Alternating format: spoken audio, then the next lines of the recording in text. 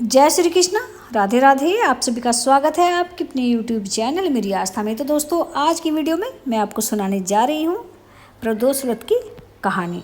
शुक्र प्रदोष व्रत की कहानी अच्छी लगे तो वीडियो को लाइक कीजिएगा, शेयर कीजिएगा, और यदि चैनल पर पहली बार आए हैं तो प्लीज़ चैनल को भी सब्सक्राइब जरूर कीजिएगा। तो दोस्तों, जान लेते हैं।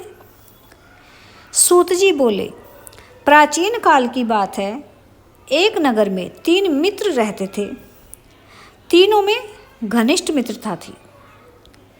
उसमें एक राजा का बेटा, दूसरा ब्राह्मण का बेटा और तीसरा सेठ का बेटा था। राजकुमार व ब्राह्मण पुत्र का विवाह हो चुका था। सेठ पुत्र का विवाह के बाद गौना नहीं हुआ था। एक दिन तीनों मित्र आपस में स्त्रियों की चर्चा कर रहे थे। ब्राह्मण पुत्र ने नारियों की प्रशंसा करते हुए कहा, नारीहीन घर भूतों का डेरा होता है। सेठ पुत्र ने यह वचन सुनकर अपनी पत्नी लाने का तुरंत निश्चय किया। सेठ पुत्र अपने घर गया और अपने माता पिता को अपना निश्चय बताया। उन्होंने बेटे से कहा कि शुक्र देवता डूबे हुए हैं।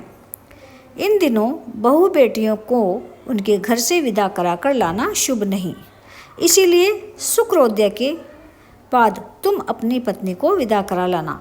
अब सेठ पुत्र अपनी जिद से टसेमस नहीं हुआ और अपने ससुराल जा पहुंचा। सास ससुर को उसके इरादे का पता चला। उन्होंने उसको समझाने की बहुत कोशिश की, किंतु वह नहीं माना। इसीलिए उन्हें विवश हो अपनी कन्या को विदा करना पड़ा। ससुराल से विदा होकर पति पत्नी नगर से बाहर निकले ही थे कि उनकी बैलगाड़ी का पहिया टूट गया और एक बैल की टांग भी टूट गई। पत्नी को भी काफ़ी चोट आई। सेठ पुत्र ने आगे चलने का प्रयत्न जारी रखा।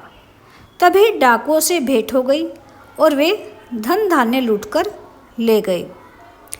सेठ का पुत्र पत्नी सहित रोता पीटता अपने घर पहुंचा। जाते ही उसे सांप ने डस लिया। उसके पिता ने वैद्यों को बुलाया। उन्होंने देखने के बाद घोषणा की कि उसका पुत्र 3 दिन में मर जाएगा। उसी समय इस घटना का पता ब्राह्मण पुत्र को लगा।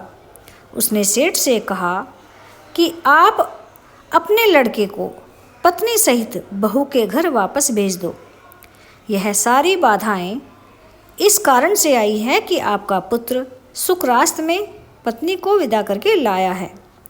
यदि वह यहाँ पहुँच जाएगा तो बच जाएगा। सेठ को ब्राह्मण पुत्र की बात सही लगी और अपनी पुत्र वधू और पुत्र को वापस लौटा दिया।